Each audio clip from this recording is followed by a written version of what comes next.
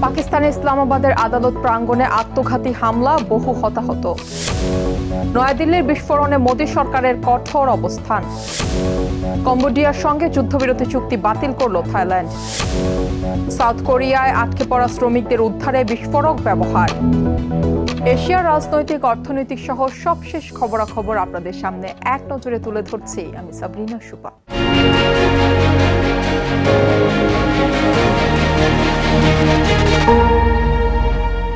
পাকিস্তানে ভয়াবহ আত্মঘাতী হামলায় অন্তত 12 জন নিহত ও 27 জন আহত হয়েছেন। মঙ্গলবার রাজধানী ইসলামাবাদে জেলা ও দায়রা জজ আদালত ভবনের সামনে এই হামলার ঘটনা ঘটে। পাকিস্তানের স্বরাষ্ট্রমন্ত্রী মহসিন নাকভি জানান, হামলাকারী প্রথমে আদালতের ভিতরে ঢোকার চেষ্টা করে ব্যর্থ হয়ে পুলিশের গাড়ির পাশে বিস্ফোরণ ঘটায়। দেশটির প্রেসিডেন্ট আসিফ আল জারদারি এই ঘটনায় শোক প্রকাশ করেছেন। এই ঘটনার পর রাওয়ালপিন্ডি জুড়ে জারি করা হয়েছে উচ্চ নিরাপত্তার সতর্কতা। পাকিস্তানের রাজধানী ইসলামাবাদে এক ভয়াবহ আত্মঘাতী বিস্ফোরণে বহু হতাহতের ঘটনা ঘটেছে। স্থানীয় সময় মঙ্গলবার দুপুর 12:39 নগরীর GA11 এলাকায় জেলা ও দায়রা জজ আদালত ভবনের সামনে এই আত্মঘাতী হামলার ঘটনা ঘটে। হামলায় আহতদের স্থানীয় হাসপাতালে ভর্তি করা হয়েছে। পাকিস্তানের স্বরাষ্ট্রমন্ত্রী মহসিন নাকভি জানান, হামলাকারীর পরিচয় শনাক্ত করাকে গুরুত্ব দিচ্ছেন তারা। সিসিটিভি ফুটেজ হামলাকারী প্রায় 12 মিনিট ধরে আদালতের বাইরে অবস্থান করছিল। সে প্রথমে ভবনের ভেতরে ঢোকার চেষ্টা করেছিল, কিন্তু ব্যর্থ হয়ে পুলিশের গাড়িটিকে লক্ষ্য করে বিস্ফোরণ ঘটায়। আমরা এখন হামলাকারীর পরিচয় শনাক্ত করাকে গুরুত্ব দিচ্ছি।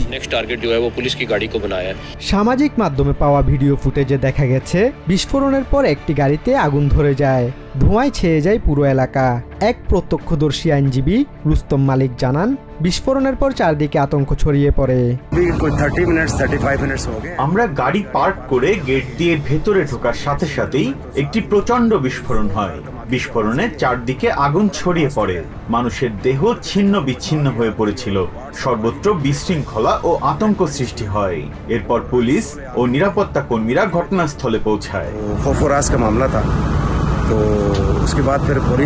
এক্সে এক পোস্টে পাকিস্তানের প্রেসিডেন্ট আসিফ আলী জারদারি নিহতদের পরিবারের প্রতি শোক প্রকাশ করেছেন এবং আহতদের দ্রুত আরোগ্য কামনা করেছেন। প্রতিরক্ষামন্ত্রী খাজা আসিফ এই হামলাকে একটি ওয়েক আপ কল অর্থাৎ সতর্কবার্তা বলে মন্তব্য করেছেন। এক্স পোস্টে তিনি জানান, পাকিস্তান যুদ্ধের মধ্যে আছে। এই যুদ্ধ শুধু আফগান সীমান্তে বা বেলুচিস্তানের দূরবর্তী এলাকায় সীমাবদ্ধ নয়। ইসলামাবাদের এই ঘটনা তা নিশ্চিত করে দিয়েছে।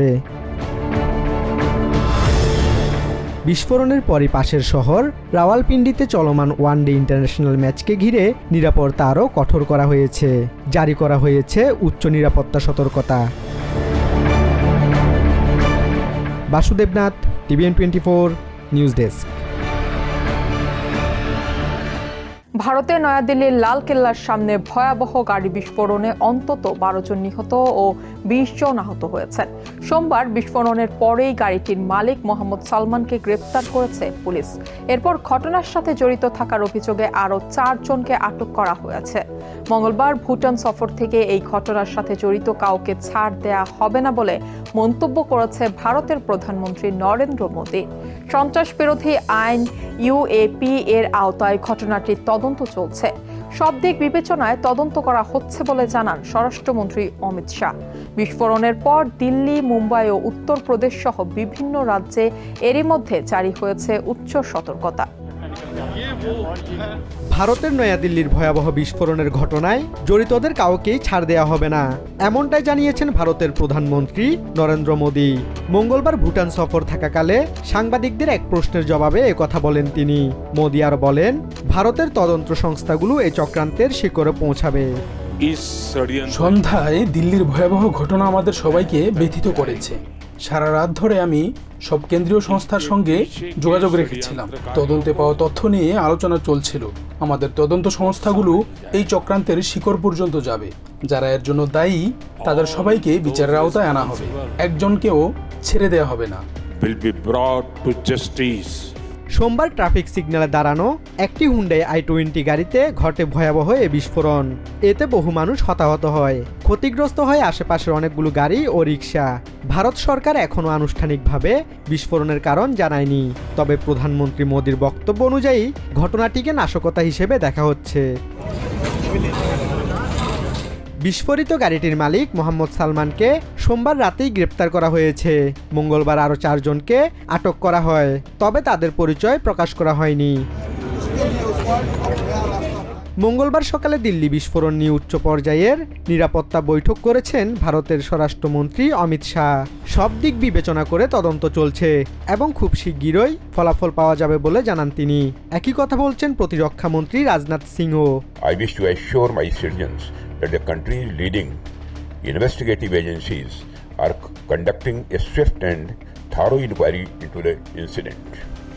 The findings of the investigation will soon be made public. এই বিস্ফোরণ মামলাটি ভারতের সন্ত্রাস বিরোধী আইন UAPA বা আনলফুল অ্যাক্টিভিস্ট অ্যাক্টের অধীনে তদন্ত করা হচ্ছে।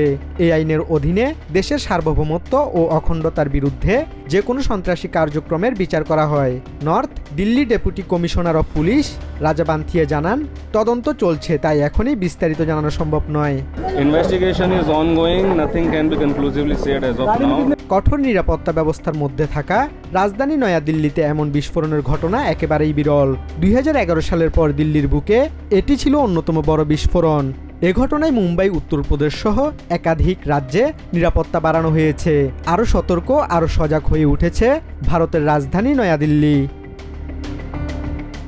Basudebnath, TVN 24 news desk. সম্প্রতি কম্বোডিয়ার সঙ্গে হওয়া যুদ্ধবিরতি চুক্তির বাস্তবায়ন স্থগিত করবে বলে ঘোষণা দিয়েছে থাইল্যান্ড।